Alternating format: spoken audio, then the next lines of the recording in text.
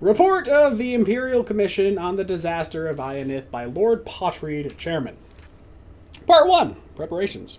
The Emperor's plan for the invasion of Akavir were laid in the 270s when he began the conquest of the small island kingdoms that lie between Tamriel and Akavir. With the fall of Black Harbor in Esraniot in 282, Uriel V was already looking ahead to the ultimate prize. He immediately ordered extensive renovations to the port, which would serve as the marshalling point for the invasion force and as the main supply source throughout the campaign. At this time, he also began the construction of the many large ocean-going transports that would be needed for the final crossing to the Akavir, in which the Navy was previously deficient. Thus, it can be seen that the Emperor's preparations for the invasion were laid well in advance, before even the conquest of Esraniot was complete, and was not a sudden whim as some have thought, or charged. I'm going to say thought, because when Prince Bashaman yielded Esraniot to imperial authorities in 284, the Emperor's full attention could be devoted to planning for the Akaviri campaign. Naval expeditions were dispatched in 285 and 286 to scout the sea lanes and coastlands of Akavir, and various imperial intelligence agents, both magical and mundane, were employed to gather information. On the basis of all this information, the kingdom of the Tsasi in the southwest of Akavir was selected as the initial target for the invasion. Meanwhile, the Emperor was gathering his expeditionary forces. A new Far East fleet was created for the campaign, which for a time dwarfed the rest of the Navy. It is said to be the most powerful fleet ever assembled in the history of Tamriel. The 5th, 7th, 10th, and 14th Legions were selected for the initial landing, with the 9th and 17th to follow as reinforcements once the beachhead was secured. While this may seem to the layman as a relatively small fraction of the army's total manpower, it must be remembered that this expeditionary force would have to be maintained at the end of a long and tedious supply line. In addition, the Emperor and the army command believed that the invasion would not be strongly opposed, at least at first.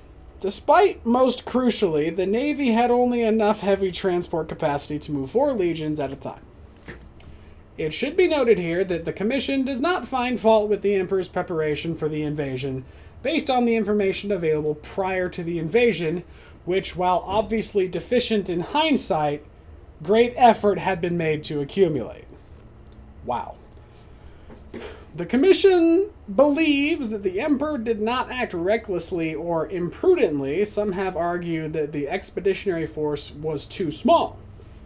The Commission believes that, on the contrary, even if shipping could have been found to transport and supply more legions, an impossibility without crippling the trade of the entire empire.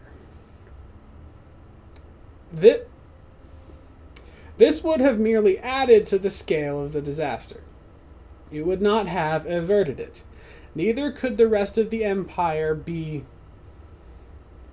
denuded of legions? Okay. The memory of the Cameron usurper was still fresh, and the Emperor believed, and his commission agrees, that the security of the empire precluded a large concentration of military forces outside of Tamriel. If anything, the Commission believed that the expeditionary force was too large, despite the creation of 2 new legions during his region, and the recreation of the 5th. The loss of the expeditionary force left the Empire in a dangerously weak position relative to the provinces. As the current situation makes it all too clear, this suggests that the invasion of Akavir was beyond the Empire's current strength. Even if the Empire could have fielded and maintained a larger force in Akavir, the Empire may have disintegrated behind him. Part 2. The Invasion of Akavir. Okay, hello. The expeditionary force left Black Harbor in 23rd Rain's Hand 288, and with fair weather landed in Akavir after 6 weeks at sea. The landing site was a small sassy port at the mouth of a large river, chosen for its proximity to Tamriel as well as its location in a fertile river valley, giving easy access to the interior as well as good foraging for the army. All went well at first. The Sassy had abandoned the town when the expeditionary forces approached, so they took possession of it and renamed it Septimia, the first colony of the new imperial province of Akavir. While the engineers fortified the town and expanded the port facilities to serve the Far East Fleet, the Emperor marched inland with 2 legions. The surrounding land was reported to be rich, well-watered fields, and meeting no resistance, the army took the next city upriver, also abandoned. This was refounded as Ionith, and the emperor established his headquarters there. Being much larger than Septima and better located to dominate the surrounding countryside. The expeditionary force had yet to meet any real resistance, although the legions were constantly shadowed by mounted enemy patrols, which prevented any but large scouting parties from leaving the main body of the army. One thing the Emperor sorely lacked was cavalry, due to the limited space on the transport fleet, although for the time being, the battle mages made up for this with magical reconnaissance. The Emperor now sent out envoys to try to contact the Sassy King or whoever ruled this land, but his messengers never returned.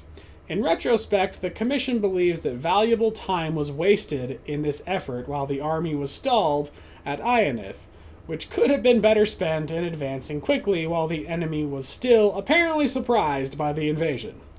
However, the Emperor believed at the time that the Sassy could be overawed by the Empire's power and he might win a province by negotiation with no need for serious fighting. Wow, that's really optimistic to expect from an invasion. Meanwhile, the 4 legions were busy building a road between Septima and Ionith, setting up fortified guard posts along the river and fortifying both cities' defenses, activities which would serve them well later. Due to their lack of cavalry, scouting was limited and communication between the 2 cities constantly threatened by enemy raiders, with which the legions were still unable to come to grips. The original plan had been to bring the 2 reinforcing legions across as soon as the initial landing had secured a port, but the fateful decision was now taken to delay their arrival and instead begin using the fleet to transport colonists. The Emperor and the Council agreed that due to the complete abandonment of the conquered area by its native population, colonists were needed to work the fields so that the expeditionary force would not have to rely entirely on the fleet for supplies. In addition, unrest had broken out in... Is that a Y or a V? Shit. Ineslia. Athworth, the supply route to Akavir, and the Council believed the 9th and 17th Legions would better be used in replacing those territories and securing the expeditionary forces' supply lines. Whew. I'm getting a little lightheaded from all this reading out loud. Okay, the civilian colonists and their supplies began arriving in Septima in mid-Hearthfire, and they took over the preparations of the fields which had been started by the legionnaires for a spring crop. Right. A number of cavalry mounts were also brought over at this time, and the raids on the 2 imperial colonies subsequently fell off. Sassy emissaries also finally arrived in Ionith, purportedly to begin peace negotiations, and the expeditionary force settled in for what was expected to be a quiet winter. At this time, the Council urged the Emperor to return to Tamriel with the fleet to deal with many pressing matters of the Empire while the army was in winter quarters. But the Emperor decided that it would be best to remain in Akavir. This turned out to be fortunate because a large portion of the fleet, including the Emperor's flagship, was destroyed by an early winter storm during the homeward voyage. The winter storm season of 288 through into 289 was unusually prolonged and exceptionally severe, and prevented the fleet from returning to Akavir as planned with additional supplies. This was reported to the Emperor via battle mage, and it was agreed that the expeditionary force could survive on what supplies it had on hand until the spring. Oh, nice. Part 3, the destruction of the expeditionary force. The winter weather in Akavir was also much more severe than expected. Due to the supply problems and the addition of thousands of civilians, the expeditionary force was on tight rations. To make matters worse, the sassy raiders returned in force and... is that an H? Fuck. I think it's an H, yeah. And harried any foraging and scouting parties outside the walls of the two cities. Several watch forts on the road between Septima and Ionith were captured during blizzards, and the rest had to be abandoned as untenable. As a result, communication between the two cities had to be conducted entirely by magical means, which was a continuing strain on the Legion's battle mages. Right. On the fifth sun's dawn, a large entourage of Sassy arrived at Ionith claiming to bring a peace offer from the Sassy king. That night, these treacherous envoys murdered the guards at one of the city gates and let in a strong party of their comrades who were waiting outside the city walls.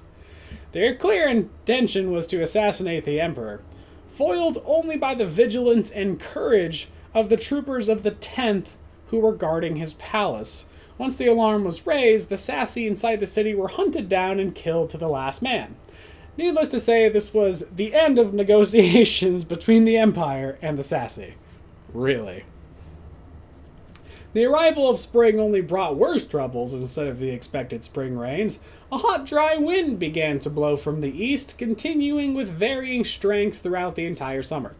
The crops failed, and even the river, which in the previous year had been navigable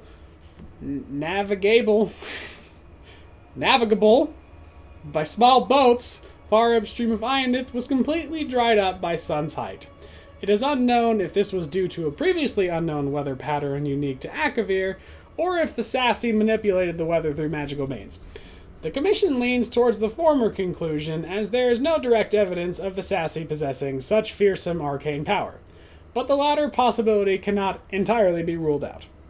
Due to prolonged bad weather, the supply fleet was late in setting out from Black Harbor. It finally left port in early Second Seed, but was again severely mauled by storms and limped into Septima 8 weeks later, much reduced. Because of the increasingly desperate supply situation in Akavir, the Emperor dispatched most of his battle mage corps with the fleet to assist it in weathering the storms, which seemed likely to continue all summer. At this time, the council urged the Emperor to abandon the invasion and to return to Tamriel with the expeditionary force. But he again refused, noting that the fleet was no longer large enough to transport all 4 legions at once. The Commission agrees that leaving 1 or more legions behind in Akavir to await the return of the fleet would have damaged army morale, but the Commission also notes that the loss of 1 legion would have been preferable to the loss of the entire expeditionary force. It is the unanimous opinion of the Commission that this was the last point at which complete disaster might have been averted. Once the decision was made to send the fleet back for reinforcements and supplies, events proceeded to their inevitable conclusion. From this point on, much less is known about what transpired in Akavir. With most of the battle mages assisting the fleet, communication between the expeditionary force and Tamriel was limited, especially as the situation in Akavir worsened and the remaining battle mages had their powers stretched to the limit, attending to all the needs of the Legion.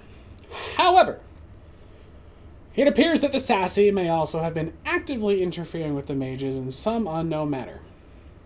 Some of the mages in Akavir reported their power being abnormally weak, and the mages of the War College in Cyrodiil, who were handling communications for the Council, reported problems linking up with their compatriots in Akavir. Even between master and pupil of long training, the Commission urges that the War College make a particular study of the arcane powers of the Sassy, should the Empire ever come into conflict with Akavir again. What is known is that the Emperor marched out of Ionith in mid-sun's height, leaving only small garrisons to hold the cities. He had learned that the Sassy were massing their forces on the other side of a mountain range to the north, and he intended to smash their army before it could gather full strength and capture their supplies, of which he was in desperate need. This rapid advance seems to have taken the Sassy by surprise, and the expeditionary force crossed the mountains and fell on their camp, routing the Sassy army and capturing its leader, a noble of some fashion. Nobody knows. But the Emperor was soon forced to retreat, and the legion suffered heavily on their retreat to Ionith. The Emperor now found himself besieged in Ionith, cut off from the small garrison at Septima, which was also besieged. By this time, it seems that the efforts of the few remaining battle mages were devoted entirely to creating water to keep the army alive, a skill not normally emphasized at the War College. The fleet had arrived safely back to Black Harbor thanks to the Battle Mage Corps. But all attempts to return to Akavir were frustrated by a series of even more savage storms that battered Esraniot throughout the rest of 289. The Council's last contact with the Emperor was an early frostfall. By Evening Star, the Council was extremely worried about the situation in Akavir and ordered the fleet to sail regardless of the risks. Despite the continued storm, the fleet managed to press on to Akavir. Hope was raised when contact was made with the Emperor's battle mage, who reported that Ionith still held out. Plans were quickly laid for the expeditionary force to break out of Ionith and fall back on Septima, where the fleet would meet them. This was the last direct contact with the expeditionary force. The fleet arrived in Septima to find its garrison under savage assault from a large Sassy army. The battle mages with the fleet threw back the enemy long enough for the survivors to embark and the fleet to withdraw.